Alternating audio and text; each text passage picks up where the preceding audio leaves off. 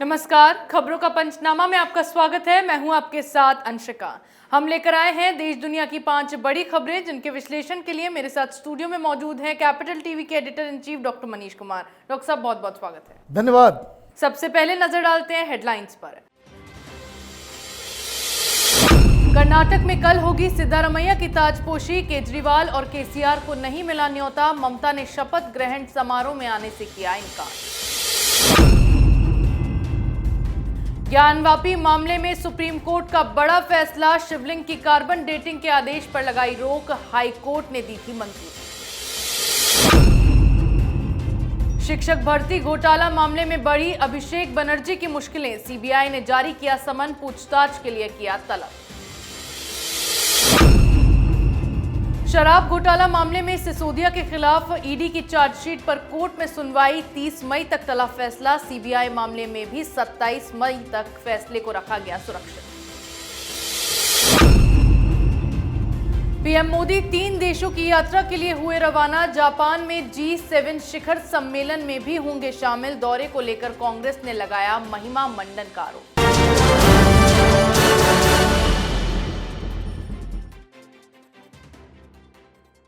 खबरों की शुरुआत में बात करेंगे कर्नाटक में होने वाली ताजपोशी की। लंबे बवाल के बाद अब कल आखिरकार सिद्धारमैया सीएम की शपथ लेंगे और डीके शिवकुमार को डिप्टी सीएम की शपथ दिलाई जाएगी, जिसके लिए कांग्रेस जोर शोर से तैयारियां कर रही है।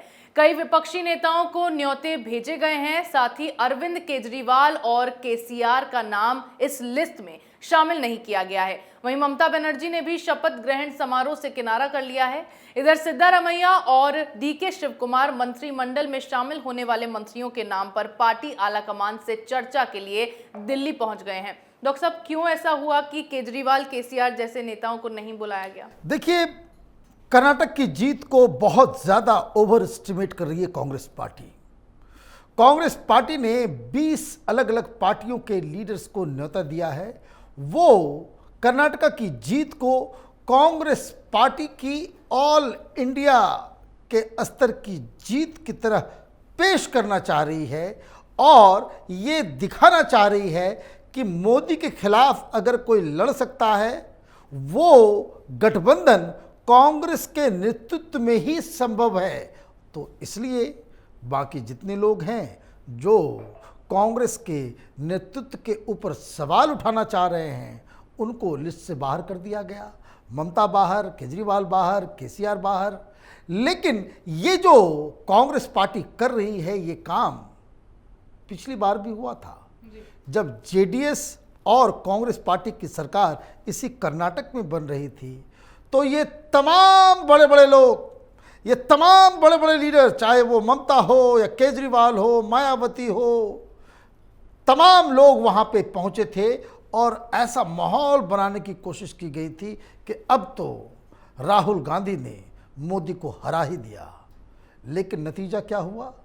2014 में जितनी सीटें आई, उससे ज़्यादा बढ़ के आई 2019 में। ये मत नहीं भूलना चाहिए कि जब आप स्टेट लेवल के ऊपर चुनाव लड़ते हैं तो मोदी फैक्टर उसमें उस तरीके से काम नहीं करता जितना वो लोकसभा के इलेक्शंस में करता है।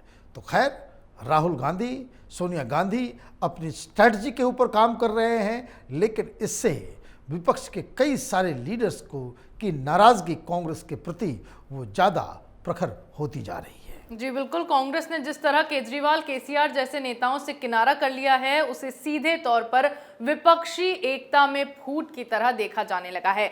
वहीं सुप्रीम कोर्ट ने वाराणसी की ज्ञानवापी मस्जिद मामले में मस्जिद कमेटी की याचिका पर आज सुनवाई की। इस दौरान अदालत ने ज्ञानवापी में मिले शिवलिंग की कार्बन डेटिंग सहित वैज्ञानिक परीक्षण पर अगली सुनवाई तक रोक लगा दी है। आपको बता दें कि ज्ञानवापी मस्जिद परिसर में सर्वे के दौरान मिले शिवलिंग के वैज्ञानिक परीक्षण को लेकर फैसला हाईकोर्ट ने सुनाया था, जिसके खिलाफ मुस्लिम पक्ष ने सुप्रीम कोर्ट का रुख किया था। ऐसे में शीर्ष अदालत ने कार्बन डेटिंग पर अगली सुनवाई तक के लिए रोक लगा दी है। डॉक्टर साहब, क्यों सुप्रीम कोर्ट ने यह फैसला सुनाया? देखिए, सुप्रीम कोर्ट ने नोटिस दिया है केंद्र सरकार को भी, राज्य सरकार को भी, कि आप अपना पक्ष रखें, क्यों करना चाहते हैं, कैसे करना चाहते हैं। ये क्या है भाई? जिसने तोड़ा उसके कोर्ट के सारे दस्तावेज बता रहे हैं कि भाई तोड़ा गया। वहां एक मंदिर था, उसे तोड़ के वहां पे मस्जिद बनाई गई। ये कार्बन डेटिंग करने की आवश्यकता क्यों पड़ रही है? ये देश क्या सेक्युलरिज्म के नाम पे सच से यूं अपना चेहरा छिपाता घूमेगा? लोगों को मालूम नहीं कि क्यों वहां पे बुलडोजर चलाया गया, क्यों औरंगजेब ने वहां मंदिर को तोड़ा। भाई एक दो चीजें हो, जब मस्जिद का नाम ज्ञानवापी होता है। मूर्खता की सारी हदें सारे लोगों ने क्रॉस कर दी। किस चीज के लिए? यही हिंदू मुसलमान के बीच माहौल खराब नहीं होना चाहिए। यह ठेका हिंदुओं ने ले रखा है।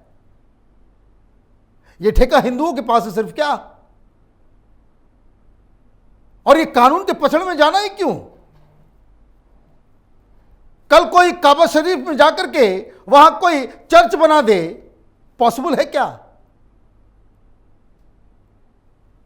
भाई हर जगह तो नहीं मांगा जा रहा है। 3-4 देवता हैं हिंदुस्तान में, जितने भी शक्तिपीठ हैं, ज्योतिर्लिंग हैं, प्रभु श्री राम, कृष्ण, विष्णु, शिव, इनसे जुड़े हुए जो आस्था के जो प्रमुख केंद्र हैं, उस पर भी हिंदुओं का अधिकार नहीं होगा। इसके लिए कोर्ट में जाना पड़ेगा। यह सेकुलरिज्म के नाम पे हिंदुओं के चेहरे पे जो है कालिख पोती जा रही थी अब तक, और ये सरकार भी ये काम कर रही है। मुस्लिम पक्ष इसलिए जा रहा है क्योंकि कांग्रेस पार्टी ने बाबरी मस्जिद के गिरने के बाद एक कानून बना दिया कि जिसकी जो स्थिति है वैसी हो। मतलब कोई तुम्हारे घर में घुस जाए, उस पर कब्जा कर ले और कानून बना दो कि भाई जिसका कब्जा हो गया सो हो गया। यह तमाशा वोट बैंक की राजनीति की वजह से है। सच किसी को पसंद नहीं है देश के अंदर। जो सच के लिए लड़ रहे हैं उनको ही गुनहगार और उनको ही बताया जाए भाई समाज में जो है माहौल खराब करे। भाई ठेका सिर्फ हिंदुओं ने ले रखा है। वहां फौरन कोर्ट से या बिना कोर्ट से सरकार को इंश्योर करना चाहिए। हिंदुस्तान की जनता मोदी सरकार को, योगी आदित्यनाथ को इसलिए वोट नहीं देती कि हमारे शिवलिंग को कोई वजूखाना बना दे। तो ये सरकार को करना चाहिए। कोर्ट वोट तो आएंगे जाएंगे, उसमें कोई मुद्दा नहीं है। जी बिल्कुल। कार्बन डेटिंग पर रोक के बाद अब सुप्रीम कोर्ट के फैसले पर ही सवाल खड़े होने लगे हैं। अगली खबर में बात करेंगे सीबीआई के शिकंजे में फंसे अभिषेक बनर्जी की। पश्चिम बंगाल के चर्चित शिक्षक भर्ती घोटाला मामले में टीएमसी के महासचिव अभिषेक बनर्जी की मुश्किलें बढ़ सकती हैं। आज टीएमसी नेता अभिषेक बनर्जी को सीबीआई ने समन भेजकर तलब किया है। सीबीआई ने अभिषेक बनर्जी को 20 मई को सुबह 11 बजे निजाम पैलेस में मौजूद रहने के लिए कहा है।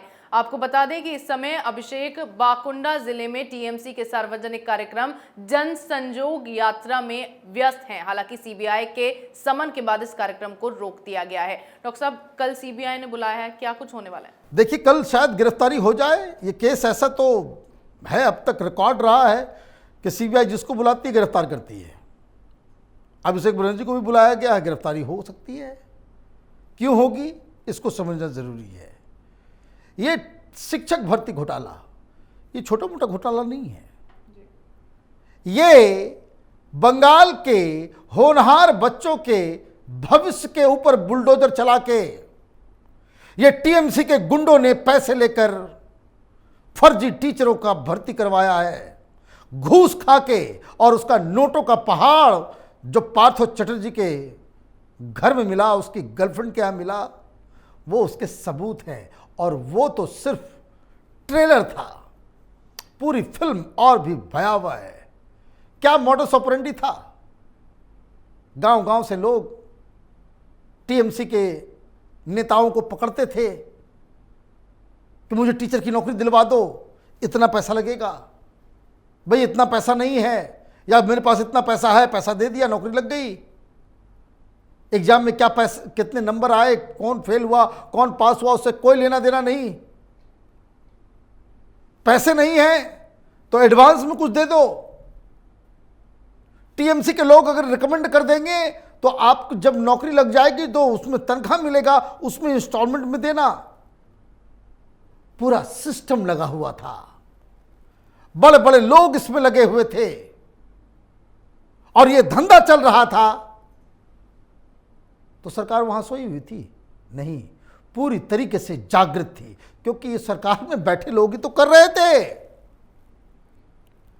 तो इसका अल्टीमेट बेनिफिशियरी कौन है? पार्टी, पार्टी के लीडर्स। तो वो कैसे बचेंगे?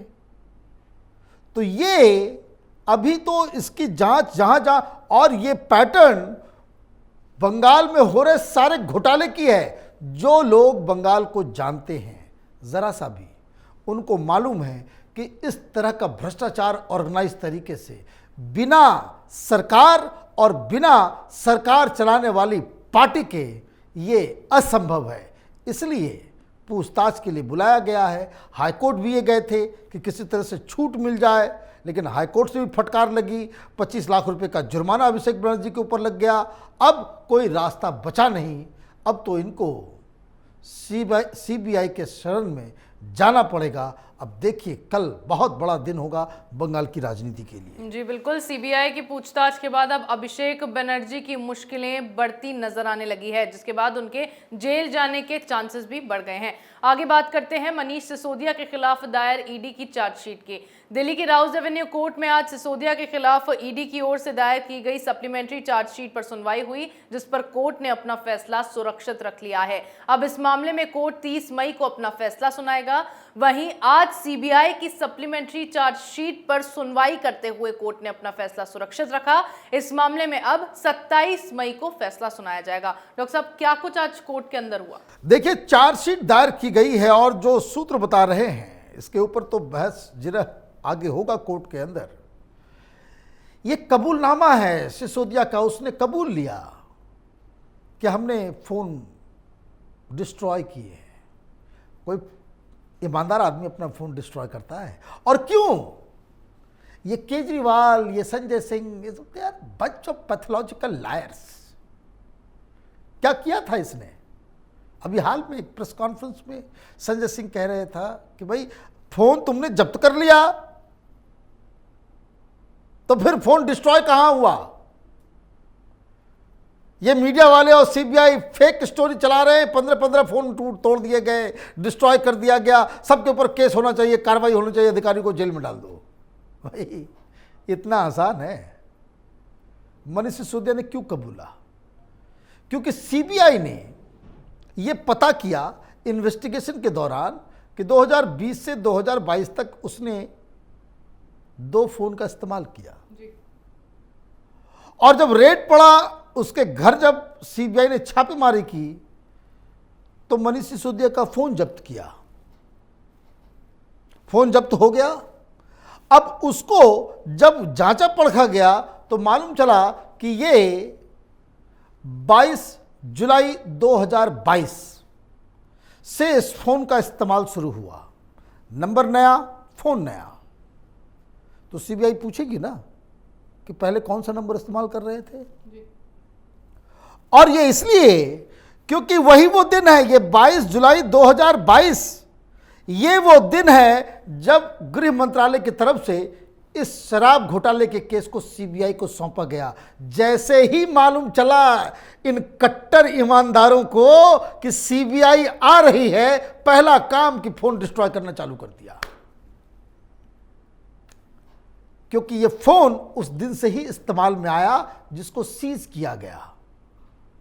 भाई तुम कट्टर ईमानदार होते तो फोन को क्यों बदला? मतलब उस फोन में कुछ था?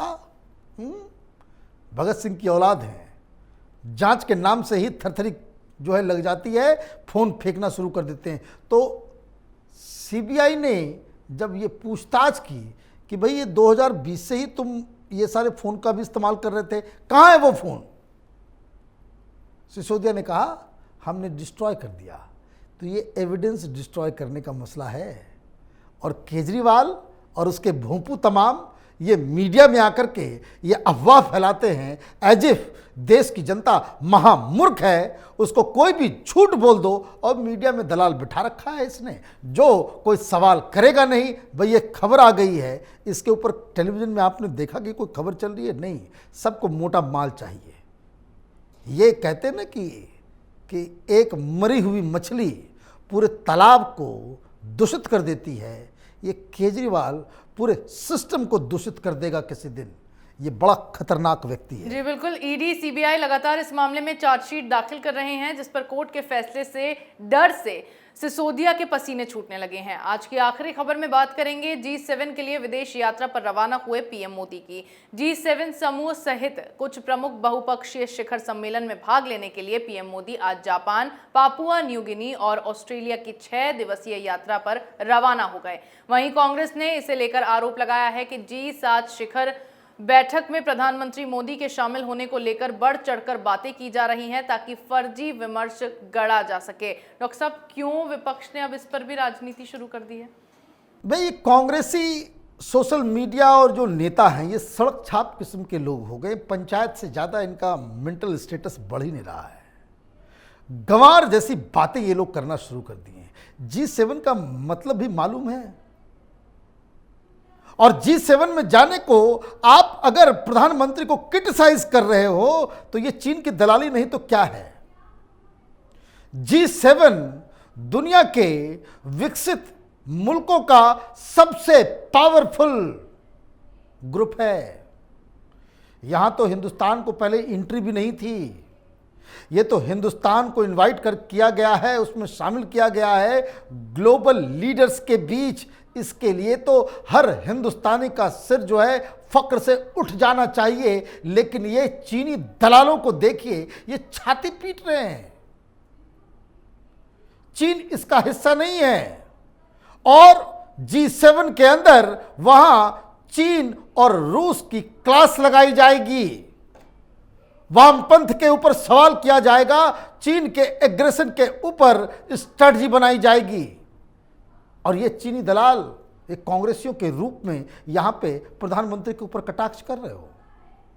पहले कहते थे कि भाई विदेश यात्रा जा रहे हैं। भाई प्रधानमंत्री मोदी वो थाईलैंड नहीं जाते मेडिटेशन कराने के लिए, ये जाते हैं देश की सेवा के लिए। ये फर्क समझना चाहिए। और रही बात यही, तो ये बता दो कि 1 जून से ये राहुल गांधी अमेरिका किस लिए जा रहा है? हैं? वो शो ऑफ नहीं है। वो कौन सा नैरेटिव कि अमेरिका जाकर के चीन की दलाली करेंगे? अमेरिका जाकर के हिंदुस्तान में डेमोक्रेसी खत्म हो गई है, यहां फासिज्म आ गया है। यहां पे आप अमेरिका जाकर के वहां के बड़े बड़े कंपनीज को आप डराओगे कि हिंदुस्तान में इन्वेस्टमेंट मत करना। इस तरह की घटिया राजनीति के ऊपर कांग्रेस पार्टी आमदा है कि कांग्रेस पार्टी को इसका बहुत भारी नुकसान होने वाला है। जी बिल्कुल, एक बार फिर पीएम के विदेश दौरे पर विपक्ष की घटिया राजनीति शुरू हो गई है। देश दुनिया की तमाम बड़ी खबरों पर हमारे साथ आपके विश्लेषण के लिए बहुत बहुत धन्यवाद। खबरों का पंचनामा में मेरे साथ आज इतना ही। अगर आपको हमारा ये वीडियो पसंद आया हो तो इसे लाइक करें, शेयर करें, कमेंट करें, साथ ही हमारे चैनल को सब्सक्राइब करना ना भूलें।